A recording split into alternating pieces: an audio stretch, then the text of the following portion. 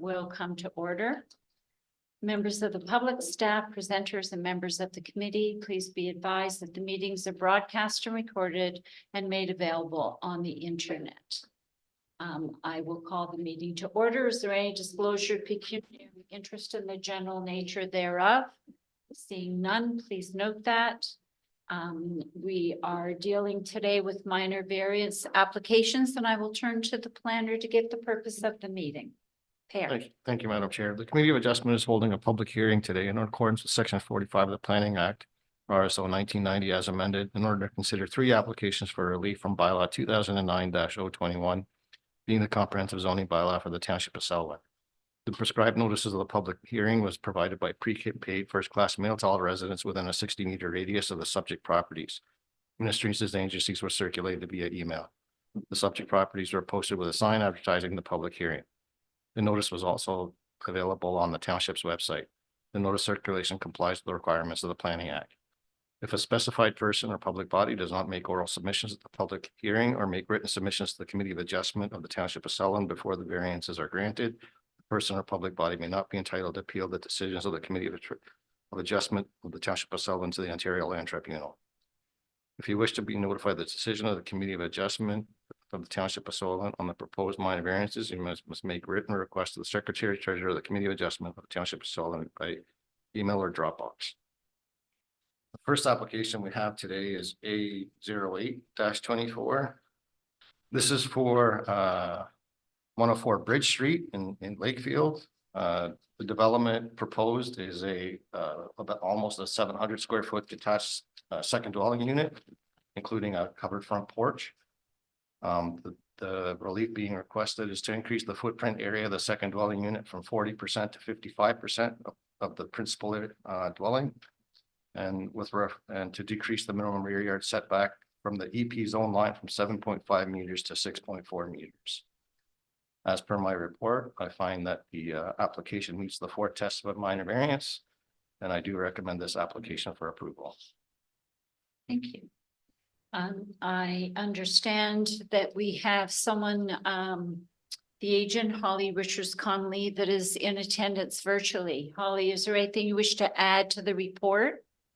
Nothing today. I'm just here to answer any questions that the committee may have. All right, thank you very much. Is there anyone else that has registered to be in favor or opposition of this application? We have no one else here virtually for this application, Madam Chair. Thank you very much. I'll bring it to committee. Are there any questions? Seeing none, we will move on to our next application, A09-24.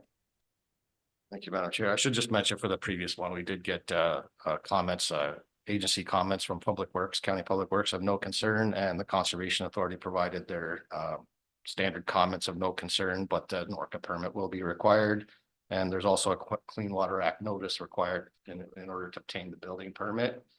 These are just standard regulatory requirements, so no concern from NORCA other than the permitting requirements. Thank you. So moving on to the next one. Okay. This is A09-24. This is for 3103 Cottage Lane. The proposed development is a 2,153 square foot, two-story single detached dwelling, including a covered deck. The relief being requested is to reduce the minimum high water setback from 30 meters to 16.8 meters to a dwelling. This is consistent with the existing dwelling on the property. For this one, we also had comments from the Conservation Authority having no concern, but that an ORCA permit will be required at building permit stage. And likewise, County Public Works had no concern with the application. I also find that this application meets the four tests of a minor variance, and I do recommend this application for approval as well. Thank you very much. And I understand that we have attending virtually the applicant, Matt and Megan Curry. Do you have anything that you wish to add to the report? No, not at this time. Thanks. Thank you. And we also have, was there anyone else that had registered in favor of this application? We don't have anyone else here in favor. All right, we do also have virtually Desmond Reynolds, a neighbor. I'm not sure if you're speaking in favor or against this application, Mr. Reynolds. Yes, hello. Thank you for the opportunity to participate. And this may not be the appropriate place to ask the question, but first of all, let me state that I know Ms. Curry is on the call, and often seeing a neighbor pop up can create anxiety. I don't wish to create any anxiety on this matter.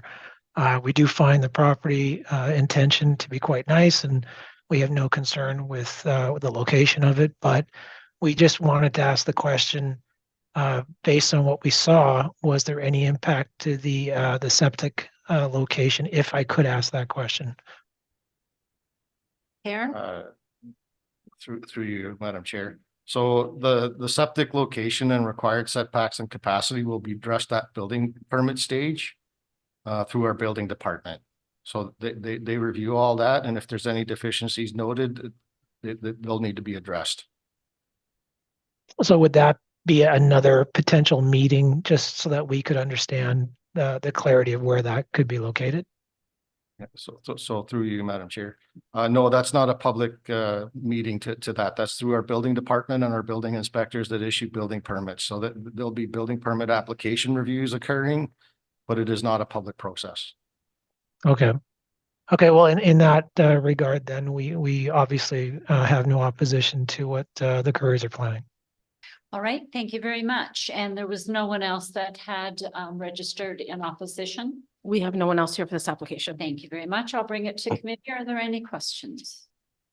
Seeing none, we will move on to A 1124, please, Per. Thank you, Madam Chair. So as you said, this is the final application for today is A 11-24. This is for 1057 Primrose Lane. The proposed development is a roughly 1,230 square foot detached garage. The relief requested is to decrease the minimum front yard setback from 7.5 meters to 1.2 meters. Again, the County Public Works has no concern, and the Conservation Authority has no concern, given that they'll also need the Conservation Authority permit at building permit stage for the proposed development. Again, I find that the proposed development meets the 4 tests of a minor variance, and I do recommend this application for approval. Thank you very much. And I understand that the owner, Julie Menard, is here. Is there anything you wish to add to this report? No, I think it's really the only place on the lot that I can Okay, put the garage okay, because of those setup. all right. Thank you. And I was just gonna say. If you have, you should really go to the microphone up there. Sorry. They can't hear you online. Okay. I was just going to say that because it's a waterfront property, most of the people along, well, actually everybody along there uses the lot that faces, the part of the lot that faces towards the water as their front yard. And the part by the road is generally used as a sort of a utility area anyway. So, and it's really the only place I can put the garage and workshop. So I'm glad that common sense has prevailed, because I think other people along there will eventually be applying too. Okay, Thank you very that's about much. it. And Madam Deputy Clerk, was there anyone else that registered for or against this application? We have no one else registered for this All application. right, thank you very much. I will bring it to committee. Are there any questions? Member Black. Thank you through you, Chair. Just a question around accessing the garage. It's Mhm. fairly close to the road, it appears, obviously. Is that from the side, or will you be coming in on a I would driveway? come in the driveway, and the way it's set up, the garage runs along parallel to the road. Road, yeah, So I would be driving in and then backing into the garage. right, okay, yeah, Because my driveway runs the length of the lot all the way down to the house. yeah. Yeah. Okay, yeah, no, you see a lot of this situation and you're making sure people aren't parking on the road or, Oh, no, I don't, I don't actually want to access it from the road. I want to be able to keep it as almost like a courtyard situation with everything facing in towards the lot. Great. Yeah. Thank you. Right, thank you. I see no other questions. So I'm looking for someone to move these applications today. Member Black, seconded by Member Coolis, all in favor. That is carried. Thank you very much. We have our minutes of April the 23rd, 2024. I need someone to move those minutes. Member Boyko and seconded by Member Coolis, all in favor. It's carried. Thank you. And we have a motion to adjourn before us. Our next meeting's June the 25th.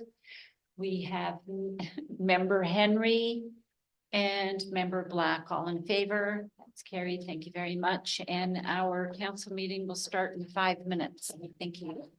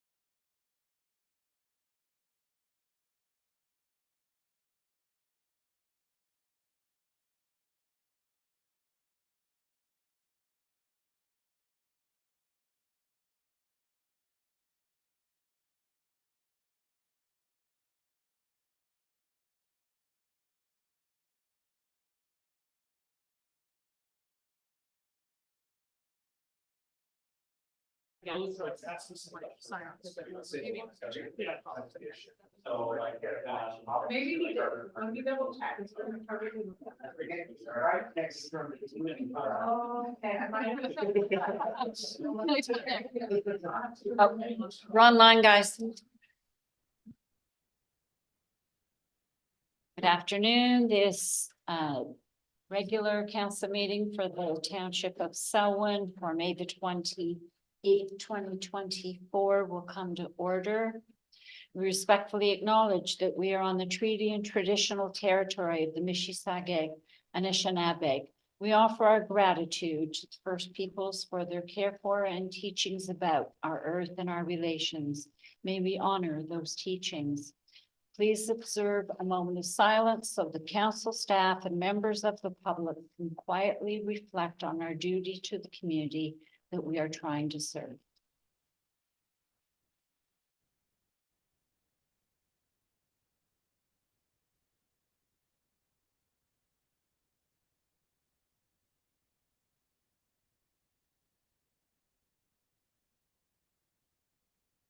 Thank you. Members of the public, staff, presenters, and members of council, please be advised that meetings are broadcast and recorded and made available on the internet. Is there any declaration of pecuniary interest or the general nature thereof?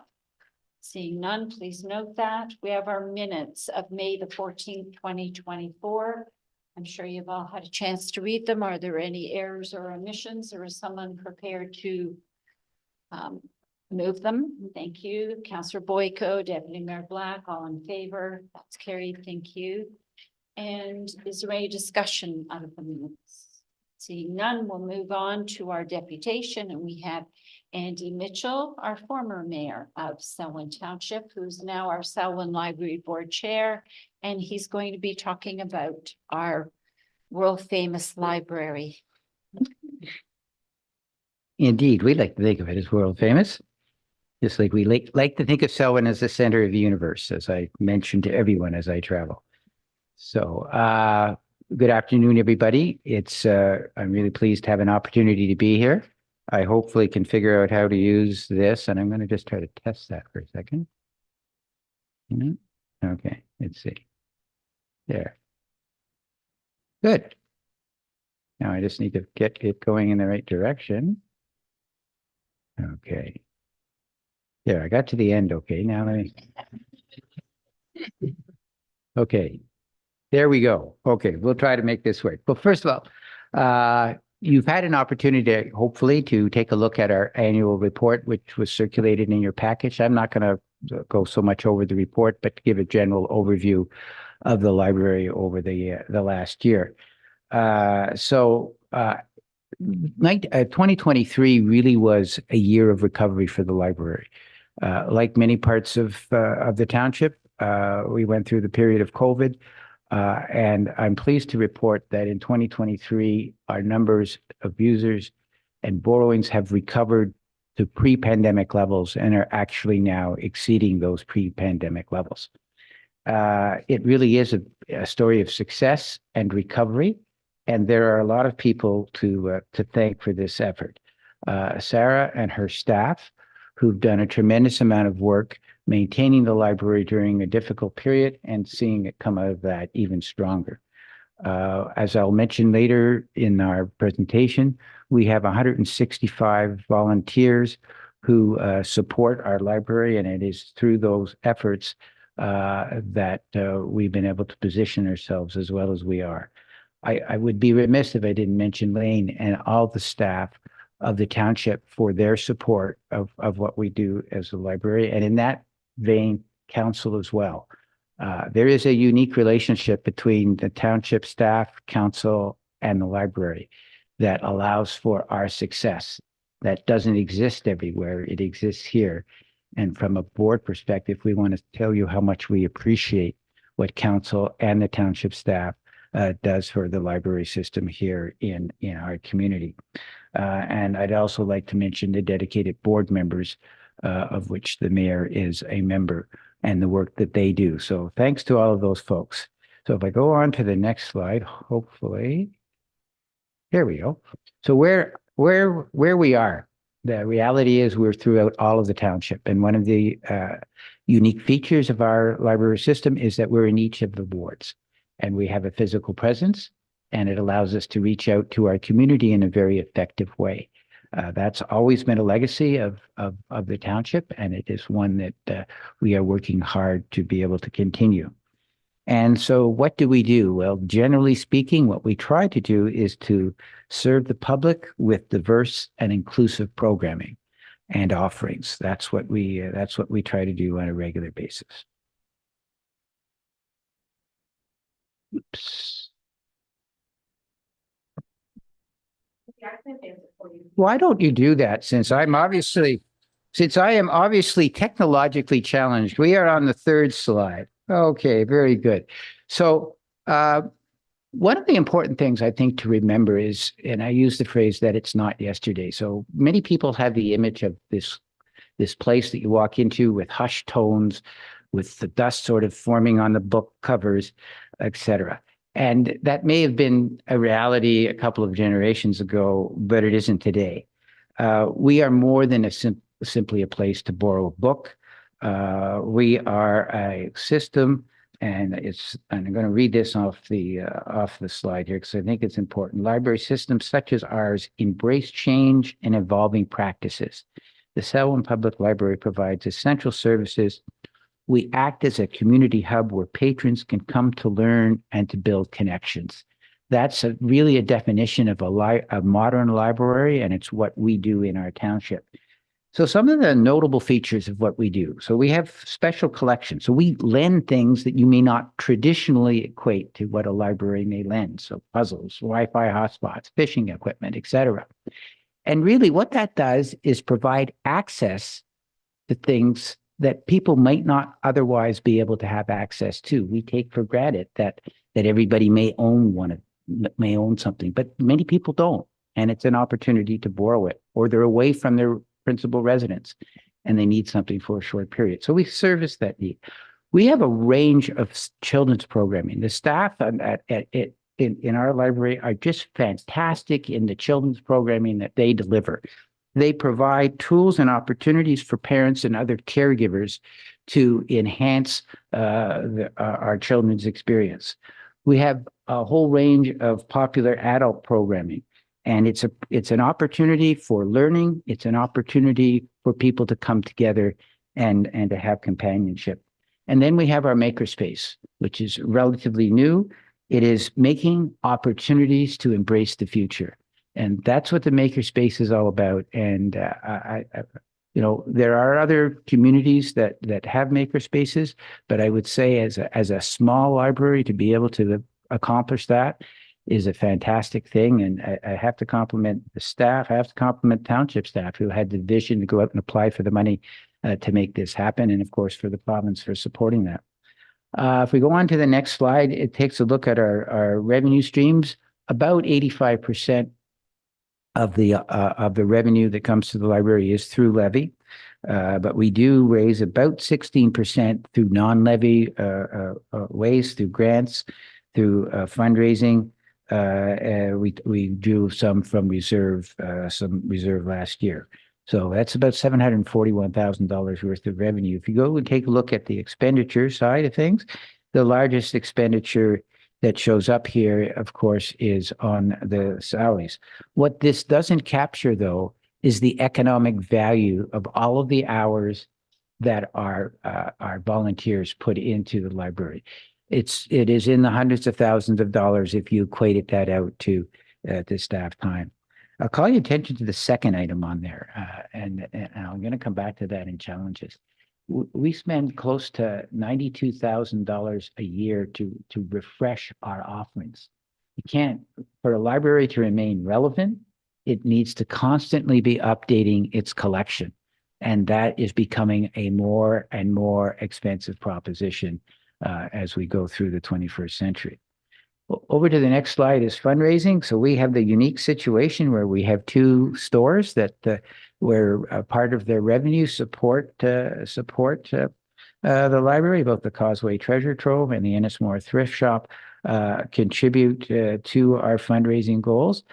This year, the board has taken on a challenge, which I talked about when I was here for the budget, to raise additional money. We're hosting a Twilight Golf Tournament in August. If anybody enjoys golfing, I would urge them to buy some tickets. There's lots of sponsorships opportunities as well. All the proceeds are going to go towards programming to be able to enhance the programming in the library. So if we could go on to the next slide, a community focus. The Selwyn Library may look like many other libraries, but as I mentioned earlier, it has some unique characteristics that I think are important. First one, and I put it right there in front, we have a great relationship, as I talked about before, with the township, the staff, and the council. We see our objectives as similar, and action is taken like that. We keep the presence in all of our wards. Our makerspace, I talked about that, our 160 volunteers, our extensive collection, and we act as an intergenerational hub. We bring people together from folks that are my age to people who are my grandkids' age, and the library is a place for all of them. We have great partnerships. I know with the Lakefield Literary Festival, which is coming up, I believe, on July the 20th, is the children's tent. That we've received significant support from the Literary Festival, and the library delivers the programming. That's an example of a community partnership that works really well. And I think Councillor Boyko knows a little bit about that initiative. But we're very, very appreciative of those kinds of partnerships. If you go on to the next slide, I talked a little bit about our special collection. We have a number of different things, and really what Sarah and the staff have done over the years have identified gaps. People come in and say, do you have this or do you have that? And we're able to provide it. And you see some examples there. The makerspace, that is a very special place. It allows folks to use new technologies, to be forward thinking about technology. It's a place of learning because the staff will teach folks to use that technology. It's an opportunity that really you wouldn't expect to find in a small community like ours, but it's there. So it's great. And I go back to council, because that created a need on the staff side to service that, and council stepped up and were able to provide the resources for us to be able to do that. So thank you. We have some adult programming on the next slide, the kind of things that we do. Depending on the programming, we can have a few people there or a lot of people there, but over 778 adults have participated in programming in 2023 on our adult side. Our children's programming on the next slide, you can see there's over 5,000 participants, 244 programming. Our children's programming, particularly, for instance, during March break, is a really popular addition, and lots of parents and caregivers use that. We have next slide, a teen advisory group. It's an opportunity for teens to contribute to the library by helping us develop services that are relevant to young people. And I'm excited to say that in October, I believe it is, they will be making the whole teen advisory group will be making a presentation to our board, and we're going to have a chance to engage in conversation with them to hear about their views on it. So then I'm going to take you to the last slide, where I'm going to spend a little bit of time. So we've had really great success. By we, I mean the community, all the people in this room, and well beyond. We've had a success in our library. We've worked hard, as I mentioned, to come out of COVID and to be back to a level that, and in fact, it exceeded our level. So we've taken advantage of many opportunities, but there are some challenges that are not necessarily here tomorrow, but are going to be here over the next decade. So Selwyn is blessed with a growing population. At one point in time, we're going to have to take a look at our physical spaces. That's clearly going to be an issue. That's been identified actually for quite some time, that will eventually be as we expand our population base, particularly if you expand it into a seniors population, you're going to need more space in our library. So that's something that needs to be considered. We have to think about volunteerism. Volunteerism in the second quarter of the 21st century is very different than what volunteerism looked like in the last quarter of the 20th century. It's evolving. The people's both ability and inclination to volunteer is changing, and we're going to have to adjust the way volunteers work and engage in order to continue the great base that we have. The third bullet point, the escalating cost of digital collections. This is a concern that's being expressed across the province. I suspect it's across Canada. Digital products are very, very expensive, and the costs are escalating considerably. We want to make sure that our residents continue to have access to up-to-date material, and so that's going to be a challenge for us as we try to manage those costs. We want to be able to best manage the momentum that's been generated by the makerspace and continue to have new and innovative programs. For the makerspace to continue to be successful, it has to be organic. It has to be growing. It cannot just be we created something and that we're stuck in what we created in 2022, 23. Technology is constantly evolving. How we look at the world and how we do things in the world is constantly changing, and the makerspace has to keep up with that if it's going to be relevant. So that's a challenge. It's a positive challenge. It's something that we look forward to meeting. And then one of the things that I know the council is always having to deal with is finding the balance between levy and other sources of revenue. Council has so many different priorities that it has to deal with, and the library being but one of them. So those are some of the challenges. And so that's a little bit of my presentation. I'm happy to take any questions. I'll take the easy ones. Sarah will take the hard ones. And we'll go from there. So I don't know if anybody has any questions. Okay, thank you very much, Andy. And I just wanted to mention before I pass it on to my colleagues that we are having our volunteer dinner for the library next Monday at 6, I believe, and I hope all council can attend. We have 135 of our volunteers that are quite excited about coming out for dinner again.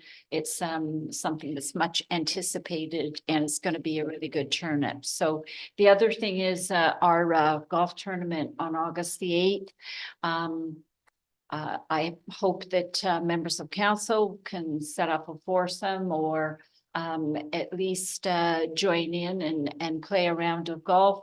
And I put out a challenge to staff to put together a foursome and come out and play a round of golf. It's all for a good cause. And now I'll turn it over to my colleagues and Councillor Boyk. Thank you. Through you, Mayor Senes.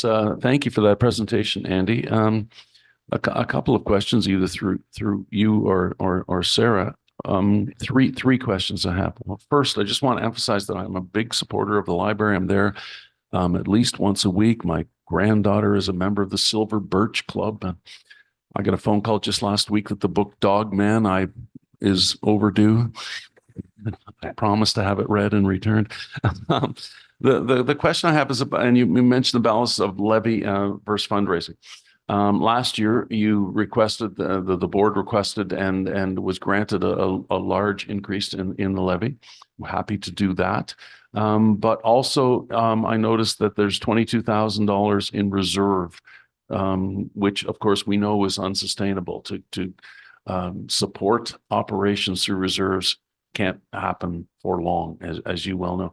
We're 5 months into the year. Is there any sign now that you will be, I'm asking you to crystal ball, will be coming back and asking for another increased levy? Do you believe that the budget will be balanced this year? You'll be needing to dip back into reserves. So how are the libraries right now with respect to budget?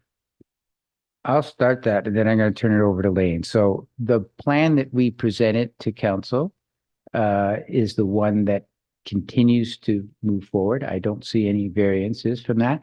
Council may remember that we took the increases over a 2-year period, so there will be an impact next year, but that was planned when then we move forward. The expenses profile that we anticipated, we had a board meeting yesterday, is in line with what we had presented to council.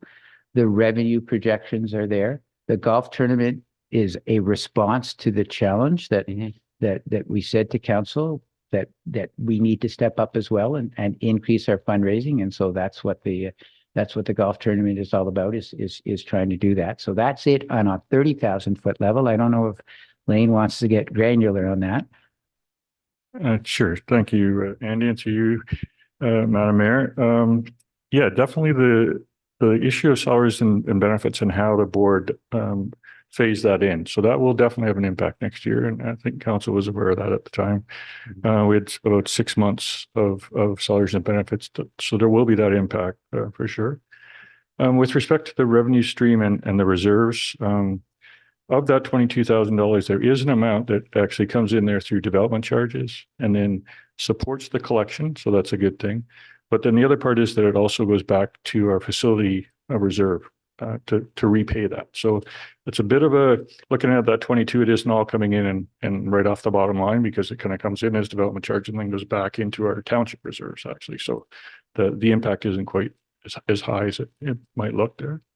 And I guess just to reiterate the issue of the ebook collection and the escalating costs there, that's something that we're just going to be faced with moving forward. So definitely Sarah's balancing that off with the books on the shelf versus books on your e-reader, and that's a constant challenge, I think. So.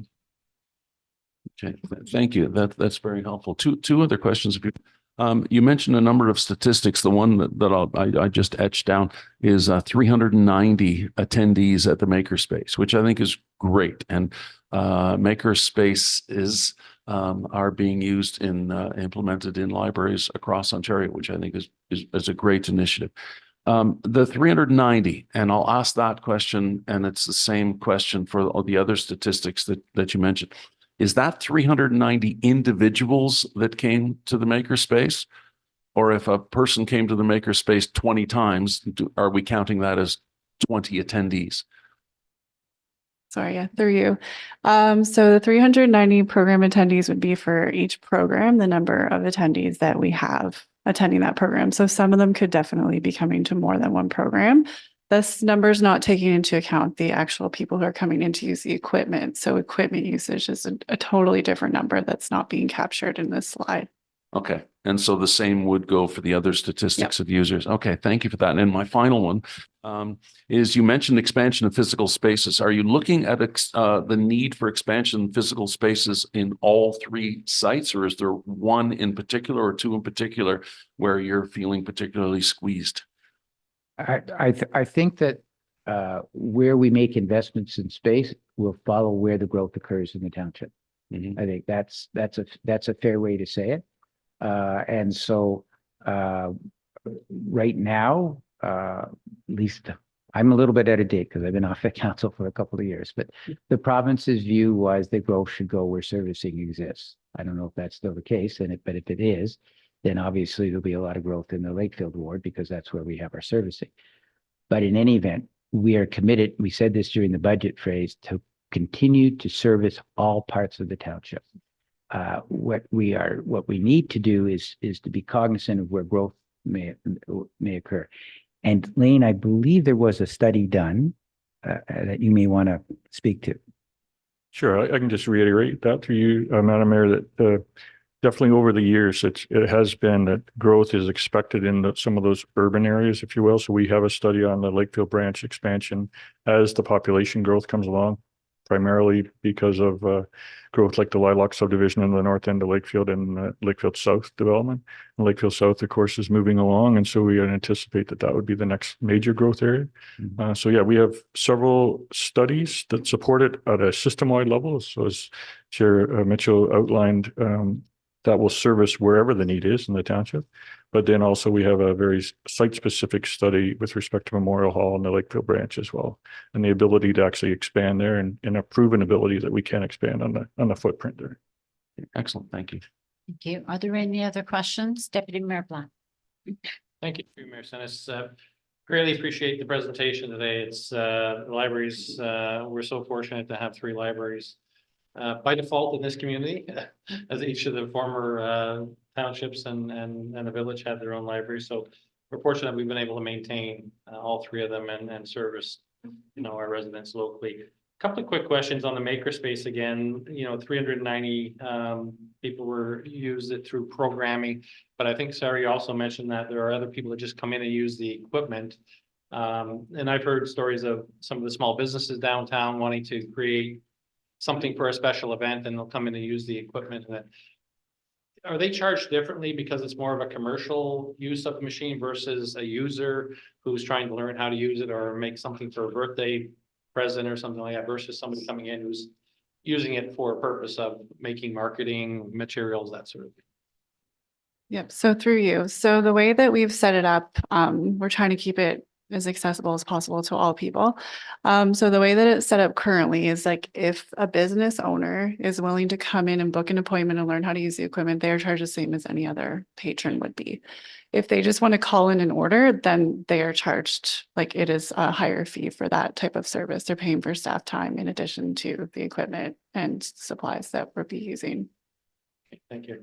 Just one quick follow-up. When you made your presentation on budget last year, there was a concern around volunteers. The number of volunteers post-COVID had changed. I had the pleasure of going down to Lois Stuffin's volunteer recruitment event in Peterborough last month, or earlier this month, I guess. And I know a number of the groups that were there picked up a number of volunteers through that opportunity. So are we still having some challenges getting volunteers? I know you've mentioned it's a different volunteer today, maybe than it was in the past. How are we doing with recruiting volunteers? Yep. So through you. I would say that our challenges more lie in the fact, like just the way that volunteers are volunteering now. It's not necessarily like we are able to get lots of new volunteers in. It's just the way that their volunteering has changed. So for example, in May, I think 1 week at the Birch North branch, we had 11 absences, and that's just 1 week of shifts that we're trying to fill. So it kind of ebbs and flows as well. It's just, they're not volunteering the same way, is more so our issue. But we are connected to that volunteer Peterborough site as well. And volunteers tend to want to do shorter shifts and fewer shifts, but the overall numbers seem to hold up. So it's challenging. But the folks that are engaged as volunteers in our library do a fantastic job. They really do. And as the mayor said, I hope council has an opportunity to come next week and get to talk to some of those folks. Thank you. Are there any other questions? Seeing none, I just wanted to mention too that as council, we did go before the minister responsible for libraries in Ontario at the Roma conference in January. And I had been told by our MPP, Dave Smith, that we were successful in getting additional money. However, I haven't been able to find out exactly how much that is. And despite the fact that I wanted to put something in the council communicator in my article about it, and couldn't get those details. So we still wait to see what kind of an increase we're getting, if it's any, and we're expecting that money to come later in the year. So just and colleagues, that's a really good example of the partnership between the library and council. So library identified an issue, the mayor took it up. And made the case in front of the provincial government on behalf of the library. So that's the kind of relationship we have, and we're very appreciative of that. And obviously, Mayor Senes is very persuasive in her arguments. We'll see.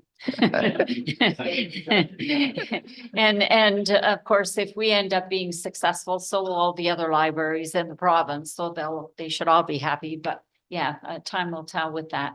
Anyway, I appreciate your presentation, Chair Mitchell, on behalf of the library, and I'm looking for someone to move the presentation. Councillor Henry and Councillor Boyko, all in favor? That is carried. Thank you very much. Madam Clerk, were there any questions? No questions. Very much. We will now move on to Robert Kelly is going to talk to us about our new telecommunication towers protocol. Good afternoon, Your Worship. The report I have before council today is for the establishment of a new local telecommunications tower protocol report. We're looking to, pending any feedback from council, have a bylaw forwarded to the bylaw section for approval. A little bit of background, the Innovation Science Economic Development federal branch is responsible for the regulation of telecommunication towers. They encourage local municipalities to put local land use authorities to develop their own local protocol. Lending the expert knowledge of the area to provide consultation opportunities for proponents of telecommunication towers and antenna systems. Applicants for these towers are required by ISED to consult with the local municipalities unless the towers are specifically exempted by their set of regulations. So we have reworked a new local protocol following their guidance document, and that is before council today. The balance of the report just kind of lays out the sections that are contained within the protocol and identifies that they, as the federal department, are absolutely the end decision maker. They do provide for dispute resolution if the proponent of the tower and the municipality can't come to terms, but ultimately they reserve last right of refusal. So if you had any questions with regard to the protocol or the report, I'd be more than happy to take them. Are there any questions from council? Councillor Boyka. Thank you. Through you, Mayor Sanis, I have 4 questions, I think, which I sent to Robert earlier, and he answered a number of them because I had 12 earlier. So there's 4 that I would like to bring up, and I'm not questioning your answers, but just to see if council would like to discuss them, maybe not. The first question is, on page 3, it mentions that the township can send a letter to the ISED stating whether we concur with it or we do not, a non-concurrence letter. What happens if the township sends a non-concurrence letter? We disagree. Can the ISED simply ignore us and do what they wish anyway? So if we send a letter of non-concurrence, the ISED will encourage the proponent to work with us to resolve any of the issues regarding the reasons behind the recommendation of non-concurrence. However, ultimately, if they find that our reasoning behind it's unreasonable, or if it falls into areas that are precluded from us, as we're ultimately not the decision makers. Ultimately, they are. Yeah. So they do have the ability to determine that the consultation process has been completed, even if we do not provide concurrence. Right. My second question, if I could. I noticed council first mentioned on page 12, when the application comes up for final approval on page 12. On page 4, if I go back to page 4, that's when the whole consultation begins. And I am wondering if council could be, if it could be part of the protocol that council is at least informed, an FYI, simply through an email or some other means, that this project is being considered. And the reason I ask that is because when a previous tower was being considered at a location in Lakefield, I received a call from a neighbor who was asking me about the process and what was happening. It was the first I'd heard that it was even an issue, which I don't care about me looking bad, but I think it makes communications look bad. And so and I would have been better able to respond had I even known that it was happening. And so I bring on behalf of council is this something that could be brought into the protocol whereby council would just be informed, knowing that it has no role as a decision maker yet, but at least that this process is ongoing.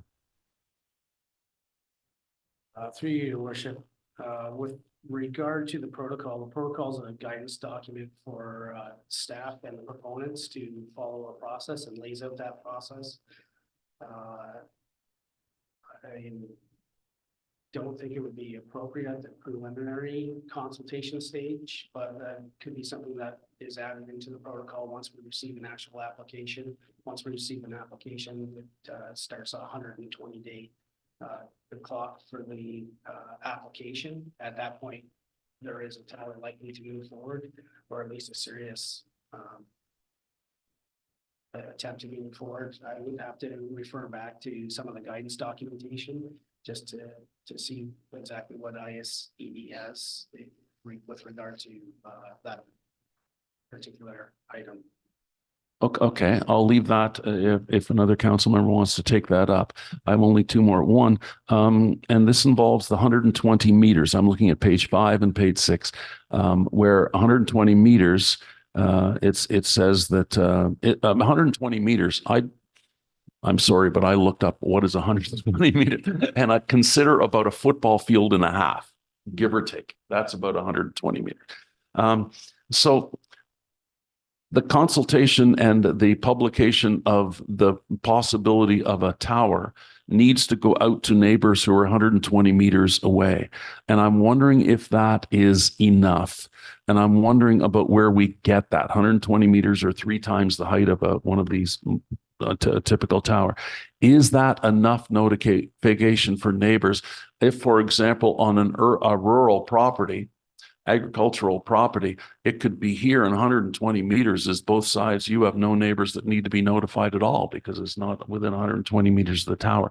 Should that be increased? Where does the 120 meters, where did we get that number from? So the 120 meters comes from our typical planning documentation for notice circulation requirements. The default ISED protocol outlines 3 times the tower height for meters for circulation from the location of the tower, not in relation to the property lines. So what we have proposed is to not only include the 3 times the tower height, but also we've added in a 120 meter circulation and the clause whichever is greater. So for example, if somebody was to propose a 30 meter tower, that circulation range under the default protocol would be 90 meters, 3 times your tower height. So we've put a default increase to a minimum of 120 meters from that tower location. Okay, good. Thank you. I will stop dominating the conversation there and ask if. Okay, before I pass it on, I know there have been situations where a proponent will request to have a tower location and it has come in through to staff and they've been told no. And so it hasn't come to council. It's, just a outright no. And the reasons for that have been, it's too close to school. Like there are a bunch of reasons why it doesn't fit within the criteria. So to suggest that things like that would come to council when it's not even going to be on the radar, I think is a bit premature for us to be involved and might set off some red flags when it isn't necessary. So If I could, Your Worship, that wasn't what I was insinuating at all. My insinuation is once it has been accepted, the application process is in process, then let us know. Okay. Simply somebody asking Gotcha. a question of staff, I wouldn't expect council to be informed of every question that council's asked of Yep. staff. My God, we get a Yep. million emails a day. Okay, thanks for the clarification. And I will now turn to Deputy Mayor Black. Thank you, through Mayor Senes. Yeah, I wanted to chat about the public consultation process as well. And I think, we, from a transparency point of view, there's a number of things that come to council for final approval. And often there is information on our website, those sorts of things, but it's challenging and it appears that there isn't a lot of public consultation when in fact the rules have been followed. We've done everything that we're supposed to do. But I think in the case of these types of projects, which tend to bring a little more visibility than some, I think something to council at the application stage when the formal application is, and that I think you said 90-day period comes forward. I think that would be appropriate for council. It would get out, and then anybody in the neighborhood would also would know about it. Let's follow up to that one. Yeah, through you, Your Worship. I'd just like to sort of indicate that that would be more of an internal process, not something that we necessarily put into the protocol. Again, the protocol is to provide staff and proponents guidance, so that would be something that we could do just internally as part of our process. Okay, yeah, I certainly think it would improve the visibility and the public consultation around it. The other one is the 120 meters as well. As Councillor Boyko says, in some farms that the tower could be located in the center of the farm, and the 120 wouldn't even meet the boundaries of the acreage. So is the 120 from the property line out, or is it from the actual tower location? Through Your Worship, as a follow-up, that would be from the actual tower location. We did have one application that came across council's table earlier this year. One of the two that we processed under the default protocol when our previous service provider ceased that service. And that was located in the center of a farm parcel, and the circulation radius on that 45-meter tower was 135 meters, which did not Connect any other property. Connect to any other property. So under that default protocol, because of that distance, there was no requirement for the proponent to send that notification to adjacent property owners. Yeah, so my suggestion would be that it's from the property and then not the tower itself. I think that does, because you're right. I mean, a lot of these towers end up in rural areas. Sorry, through you, Mayor. End up in rural properties and could be purposely sited in the center of a property to avoid the public notification of the application. So I really think it should be from the boundary at that point. Yeah, so and I think we can set that limit to what we want it to be. The one thing we do have to be cognizant of is the proponents can appeal our process to ISED if they feel it's unreasonable. So I think the 120 meters is fairly standard. However, we can take a shot at something different. Even with the example that Robert gave, there is public notice, but it's through the newspaper and through that sort of thing, as opposed to the direct notification. So it wasn't that there was no public notification. It's a different way of public notification in that case. Yeah. Just follow up. Yeah, I think it's important, particularly in the rural parts of the township where there's a number of organizations, businesses trying to put up new towers, and most of them are in rural locations. So it could very well be that nobody's formally notified other than through the normal newspapers and that sort of thing. So I think that needs to be considered. All right, so is there anyone else that had anything? No. When it comes to the first point that Councillor Boyko was making, if it's not going to be part of the protocol with regards to letting council know, where would it show up with our policy? Would we have a policy then that goes with this to notify council at a certain point in time?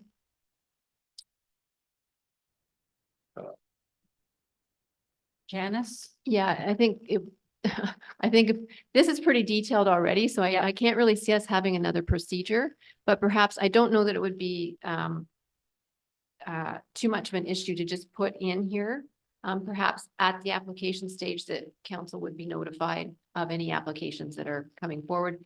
As part of our normal procedure with any applications, we've always made sure that council was aware they were coming forward. You get a copy of the public consultation piece that goes out. So we've always tried to make sure that you're getting the information at the key points. Right. But for sure, we could just have that little line in there. I don't think that would need an amendment to this for that to happen. Yeah, we'll just make that amendment, and when you approve Do it, you want council to vote on it, or? Sure, when you're approving it, you can just add that as an amendment. Yeah. All right, and what about with the 120 meters? Yeah, so I think any amendments council wants to make, if you could just include it in the resolution, that way it's very clear, and we can. move forward with the protocol. All right, so we will go back to the resolution. So we're going back to the draft communications protocol. Because I was just looking at yes. I did just want to mention one thing, and we added to the protocol since it's gone out to council. So we had Gordon and I had some conversation yesterday. So we did include a statement in here that under the co-location piece. So if you were to look at the live one online now, you would see it. Just to note that the township would, in some circumstances, seek to have our fire department co-locate on the tower. So we've got that right in the Right. protocol. Okay, all right, so the recommendation that we have in front of us is that we receive it and pending any feedback that it would be adopted. So if you wish to make those two changes, I need someone to move and second them and be articulate as to what you are requesting, please. Okay, if I could, then I'll ask this as a question before I make it as a motion, just so I make sure that I am saying what everybody would think we are agreeing to. Is that the 120-meter notification will begin from the property line, not from the base of the tower? Is that what we're saying? Well, that's what you are saying. Well, Now, so I have a question to that. Do you feel that this would put us in a position where we'd be appealed? All we're doing is notification. We're not doing anything. We're just No. notifying people. Yeah. Right, so there's no formal appeal process to this protocol. We can put the protocol in place. But I think your 120 meters, you are going to generate potentially more feedback. There's only limited things that actually we have the ability to consider. It's a land use authority. We can't get into the Health Canada requirements. We can't get into the aeronautical. Those things are no goes for us to have any comments on. So where you could potentially run into trouble with a proponent who feels that 120 meter notice creates a great deal more public feedback for them to deal with on matters that really aren't within our purview, and they can complain to ISED that we are being unreasonable. I don't know if that would happen or not. It could happen. And if it does happen, then ISED will just carry on without us. Ultimately, they're the final authority. Yeah. Yeah. If I could respond to that, then if we are going to err, I would and deal with blowback from people who are upset about a tower. I would rather them have the opportunity to express their opinion while the application process is in place, rather than them expressing their dislike of the tower when the tower suddenly arrives and they haven't even heard about it because they haven't been informed. So I would rather deal with it in the beginning. And what we have just said is, my first question is the ISED is going to do what they want anyway. So if that is the first motion, then the second motion. Okay, let's deal with the first motion. Okay. So you're moving that, give me it. That the notification of application shall go to neighbors within 120 meters from the property line. And what happens if, what happens if the tower is beyond the 120 meters of the property line? That could happen. Then what happens? What about the other way? The other neighbor that way? You have any property line? No, you said of the property, Yeah, I of heard all one the property property line. lines? Yeah, property boundary. Yeah. Okay, so I need a clarification on that. All right, so you've moved that, you're seconding it. Okay, now debate. You have a question? That was my question. Was it, Oh. was the one line or the whole, the epicenter as a property? Okay. Yeah, if I could through me, all I'm saying is that I don't want some poor person who it's there and the 120 meters mean none of the person's neighbors are informed. That's the purpose of the motion. Get your point. Councillor Henry, did you have a question or a comment? Through you, Mayor Sennis, so just to clarify that on this, Councillor Boyko, we're going to micromanage a document that will get overruled possibly regardless. Is this so that it gives our residents the opportunity, obviously, to speak to us, but they might need to actually speak with the authority that's going to make the final decision anyways. I think we're making a lot more work for ourselves here by doing this. And potentially for township staff, I don't know. That was a question to me. I can respond if you'd like. All I'm trying to do is to say that I would see, we've got the problem. Everybody wants better cell coverage, but nobody wants a tower. And that's what we're dealing with. And so I would rather that the people who are going to be looking at this cell tower from their property know that it's coming, rather than all of a sudden they see a cell tower being built.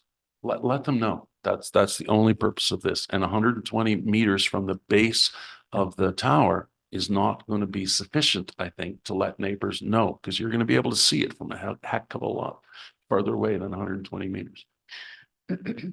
Anything else, Councilor? I have a question to staff. So are you aware of any other township that has this kind of a something like this in their protocol? This wording. I know that I'm not. I know in our previous protocol, so we had our own protocol in place for a period of time before we went to CRIN, and now we're going back to what we had. And this is consistent with what we had previous to that. I'm not sure. I know Pierre did review a number of other procedures. I'm not sure if he saw anything beyond the 120, Robert. Through your worship, we looked at about 6 or 7 different protocols from different municipalities. And my recollection is that they all referenced 3 times the tower height in their circulation range and for 120 meters. Okay, thank you. All right, so we have a motion on the floor, moved and seconded, and we are going to vote as to whether we make this change. So I will ask those that are in favor of it.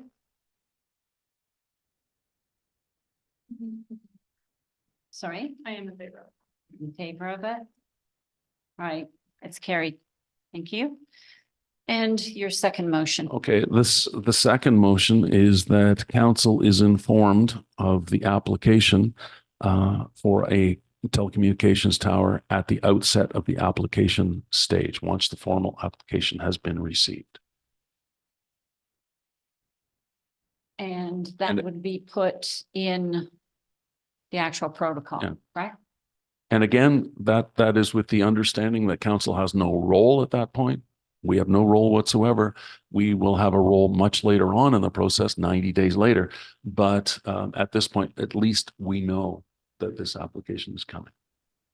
All right, and so I have a question with regards to that. Okay, thank you. So once the application is received, we have in the past received applications from providers, and they have been denied before they carry on. Is that true? I'm thinking of a couple over the years that didn't get anywhere. There have certainly been circumstances where a proponent has come and had some conversation. And the last few that I remember were it was when CRINS was actually doing its job. But anyway, we were part of that consultation as well. And where there were specific issues around the site, then yes, they may have moved on from one site and looked at another site. If there were some fairly significant concerns that we had around a site. Okay. All right, so we have this moved and seconded. Do you have the wording for it? Do you have the wording for it, for the motion amendment? Yes, and I think it's related to when the notice is ready that council would be provided with a copy of the notice. Correct? Precisely. If I could just answer that, in that situation that you referenced, Janice, council wouldn't be informed of any of that. It's none. No. Yeah. Okay. I just want it clear. Yeah. Yep. Okay. All right, so we have mover and seconder, so all in favor of that? That's carried. Thank you. Now that they were for the amendments, now for the main motion here, I need someone to move that with the changes that we've just made. Councillor Henry and Councillor Koulis, all in favor? That's carried. Thank you very much. We'll move on to the drinking water quality management system operational plan. Thanks. Through you, Madam Mayor. I'm here to present the Drinking Water Quality Management System, or DWQMS operational plan for the Lakefield and Woodland Acres water system. Presenting this on behalf of Alex, our water and wastewater supervisor, who's also our quality management system representative, as designated in our DWQMS operational plan. So this is just another step in our transition from contracted operations to in-house operations. To operate and maintain a municipal drinking water system in Ontario, the Safe Drinking Water Act requires the establishment of a drinking water quality management system and the procedures in place for that, as well as the accreditation of the operating authority. So we've really built this plan over many years with PUG through our contract. So what we've done is really taken the existing operational plan that's been established and modified it, made some administrative and operational changes to it just to reflect our in-house operations. Through this process, we've engaged NSF International Strategic Registrations. They're the approved accreditation body that we're going to have complete our third-party audit of our operational plan. They've been engaged by PUG for many years, so they are familiar with our Lakefield and Woodland Acres drinking water systems.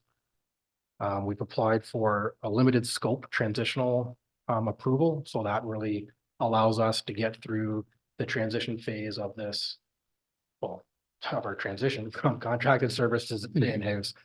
So there's 21 elements within our DWQMS. This really focuses on 9 of those elements. Then within 6 months of our transition, we'll have a full scope accreditation or a full scope audit, which will review all 21 elements within that. So what I'm asking council to do is endorse the contents of our DWQMS operational plan for Lakefield and Woodland Acres as presented, and that top management as defined within our operational plan be delegated authority to endorse changes to our operational plan of minor and administrative nature. Okay, are there any questions? Deputy Mayor Black. Thank you, Mayor Sennis. Thanks for the report. Just one question around, is this normal process, in the transition of the service to go to a smaller accreditation and then to the larger one at some other time, or is this something different that you're proposing to what would normally happen? Through you, Madam Mayor. No, it is typical, and it is a transitional scope. So I mean, by definition, that this is what the intent is from transition from one operating authority to another. It just allows some flexibility there for the operating authority to kind of get their feet underneath them before a full-blown scope. So that the 9 key elements they pick are really key for establishing the structure of maintaining a drinking water system. So those are the kind of key, like the fundamental 9 elements are being reviewed, and the rest of them are more administrative. Yeah, record keeping, that's right. Yep. Yeah. Thank you. Any other questions? Seeing none, I need someone to move the recommendation. Deputy Mayor Black, Councillor Boyko, all in favor? It's carried. Thank you. Moving to our consent items, and today we just have the correspondence for a regular correspondence and the county. Is there anything anybody wants to pull? Number 2 and 14, Number 2 of what? correspondence, rather one, no, it's a recommendation on one of them. 6A? That you're talking about? Sorry. 6A2? Yes. Yeah, okay. Yeah. 6A2, And then what was the other one? 14. 14 of the same report? Yeah. Okay, Correspondence. right, go ahead. Okay, with respect to number 2, the Lakefield Historical Society is requested to use the old post office, the new old post office, as for community heritage. And so really just a question around, number 1, where do they store their stuff now? And what's the plan for the Memorial Hall? I understand the second floor of the Memorial Hall is vacant, and would that be a spot that we could offer to them as well? As an option? Yeah, so I think their current collection is being stored just at private locations. They have inquired with the Memorial Hall. The Memorial Hall, the second floor is not accessible and it's not climate controlled. So we have avoided offering that space to them. Follow up on just the Memorial Hall. Are we working towards some kind of longer range plan for it? It's been empty for quite some time. I know the makerspace is downstairs now, which is great. Use of that building. Pretty prominent building in the village. Ka-ching. Yep. Yeah, Yep. oh, it's a good, I Yeah, know that, so- but are we working towards? We would look for a grant opportunity, certainly like similar to what we did with the old post office to make that space accessible. Okay. Thank you. It is part of the longer plan though. Sorry, What was that? I'm not sure. With the Lakefield library expansion. So there's Okay. some components Potential in there. there that would tie into that as well. Okay, thank you. And And number 14, Who's that? yeah, number 14, thank you. So 14, it has to do with the phase out of the free water testing service. I don't know, has that come to us to support in the past? It's been We- circulating a we- few times. we I can't remember if actually- it's County or here. We dealt with this and we We've dealt with supported already? it. Yes. Okay, thank you. Yeah. I'm fine then. Okay, all right. So I'm looking for someone to move the consent items that are in front of us. Councillor Henry and Councillor Coulis, all in favor. That's carried. Thank you. Under other new and unfinished business, Councillor Boyko. I have two items that I would like to add under new business if I could. One is street sweeping in Lakefield, and the second is the Lakefield Marina. Okay. Street sweeping. Okay, first, I've received a number of, and I have spoken with staff and therefore have been able to answer the questions, but I would like to ask Adam is here. Could you tell me, tell us about street sweeping in Lakefield and what is happening with it and when people can expect the spring cleanup to happen on the streets of Lakefield? Thanks, through you, Madam Mayor. Yeah, we've experienced some equipment breakdown this season, so that has delayed things a bit, and we have had a lot of rain. So despite, popular belief, we can't sweep the streets when it's pouring rain. So we, just makes a mess, right? So we're anticipating being in Lakefield on Monday. We've got our equipment back up and running. So yeah, we do anticipate being in Lakefield Monday. So we're a little behind this season, but again, we had a really dry start to the year, and then, we lifted half loads early, as everybody knows, and then it just never stopped raining. So we're still trying to play catch up. I understand totally. Thank you. The second involves the Lakefield Marina, and I keep hearing somebody shouting. at I us. know, there's, yeah. Okay. Yeah. Mike Richardson is online. Oh, it's Mike Oh. yelling at us. He's chomping at the bit. It's like the Statler and Waldorf out there somewhere that we can't see.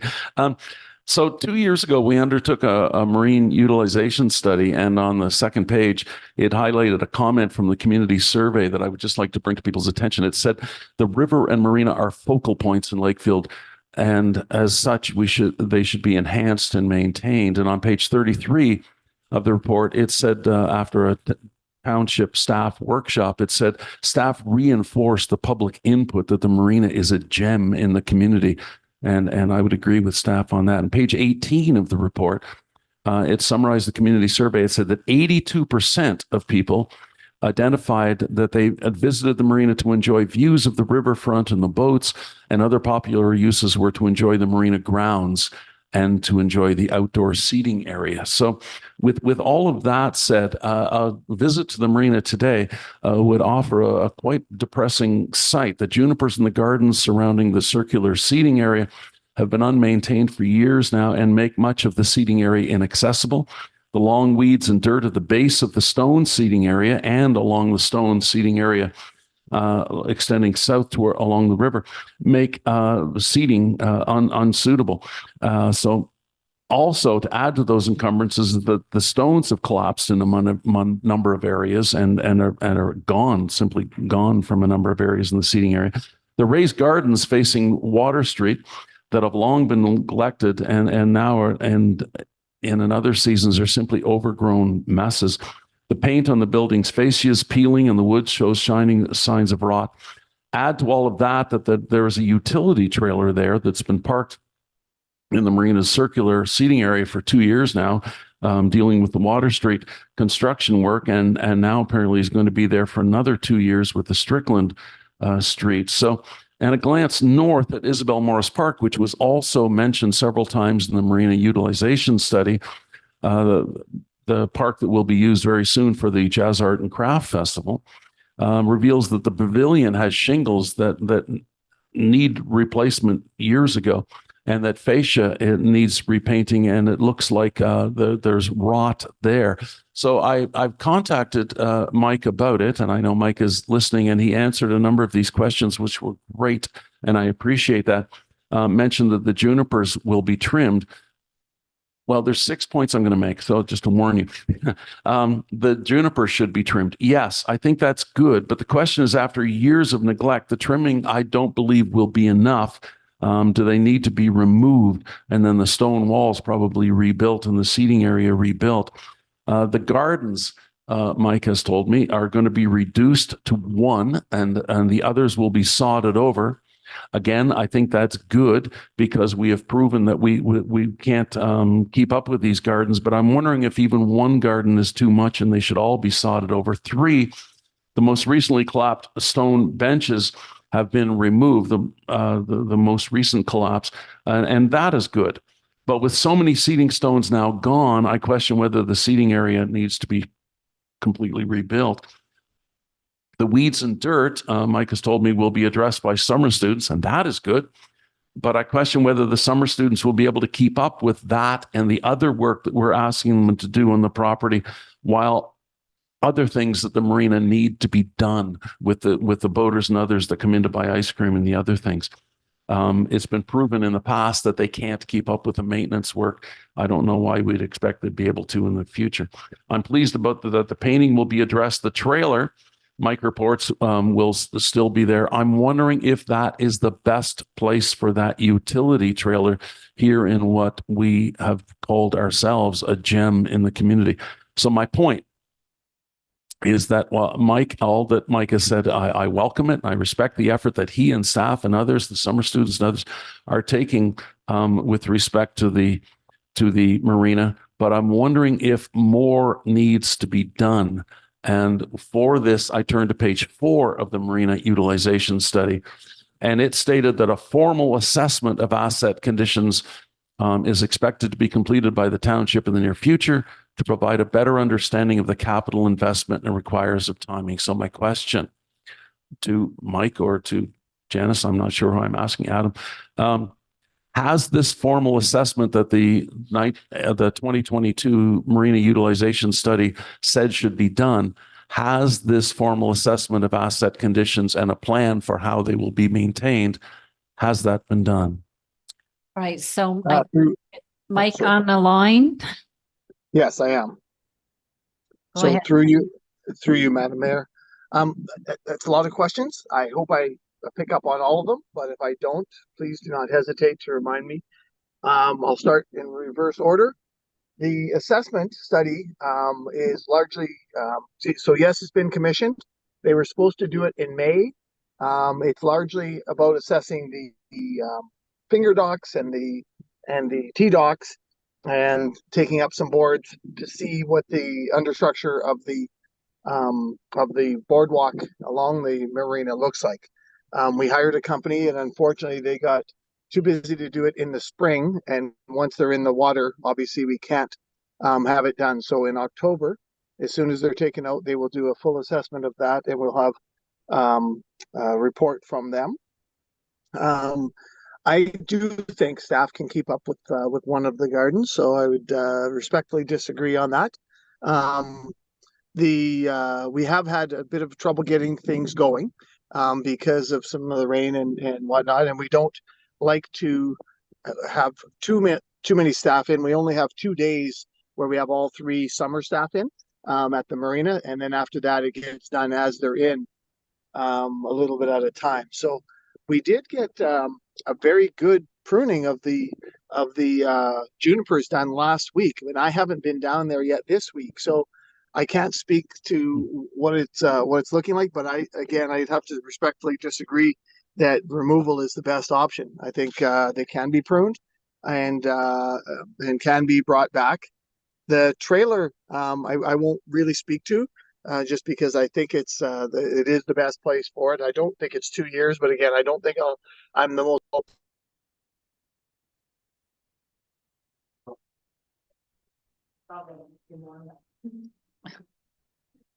Sorry, we have to have the trailer someplace in order to be able to have a home office and with power, with having a washroom there, with having all the other amenities. I think it really is a great spot that is unfortunately temporary pain for good gain.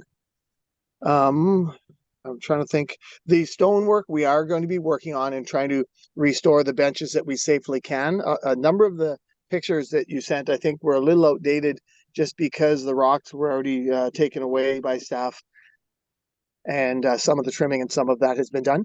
It's not perfect yet, but we hope that by long before July 1st, things look a lot better. Painting has about halfway through the process, and I hope I covered everything. All right. Other what? No. Deputy Mayor Black? Yeah, through you, Mayor Sennis. No, I did have a look at the marina the other day as well, and the junipers, if they've been trimmed back, they're still hanging over the seating areas, and nobody's going to sit under a juniper that's going to drop stuff on you. So I think they've overgrown so far that if we cut them back to the degree that we need them to, they might be dead. But I'll leave that to horticultural people. Okay, well, I haven't been back there this week, like I said, and we'll make sure that it is well managed, and staff they're always a little hesitant to cut too much out because then you can't replace it. But Mark and I will make sure that they've taken enough out that it looks good and is usable. Yeah. Thank you. Just a follow up to that. The marina is a jewel in Lakefield, and we don't have a lot of waterfront opportunities within the village, surprisingly, for a place that has a large river and lake going through it. That we don't have a lot of places along the waterfront that people can sit and enjoy it. So I was on council when that marina was transferred over, just shortly after, and the renovation and upgrades to it were wonderful. It's been an incredible place, and certainly a center for people to come in Lakefield. So, but that was 25 years ago, and I think it needs a refresh of some sort at this point. Beyond the gardens, which I understand they're difficult to manage. They were beautiful gardens at the time, but they've really overgrown to a point where I don't disagree with 2 out of the 3 of them being taken away, and hopefully we can maintain the one, to a higher level with our staff. But I definitely think there needs to be a full review of everything in the marina area. It's one of the areas that is an attraction to Lakefield that brings people to Lakefield, and it's certainly fallen into significant disrepair over the years. Councillor Koulos. Through you. My understanding is that the community beautification groups help maintain public park spaces. Are they involved with this space? Through you, Madam Mayor, yes, they are to a certain degree, up to the Bee Garden, which is at the northernmost end. And then again, the next time they would be involved would be past there. They're not those 3 gardens specifically. They haven't been involved with. Okay, thank you. All right, so I think you've made your points as to what you'd like to see done, and we've had some answers back. So I don't know, what you're looking for here, Councillor Boyko. Well, what I was looking for was this very discussion. And so I'm glad that we've had it.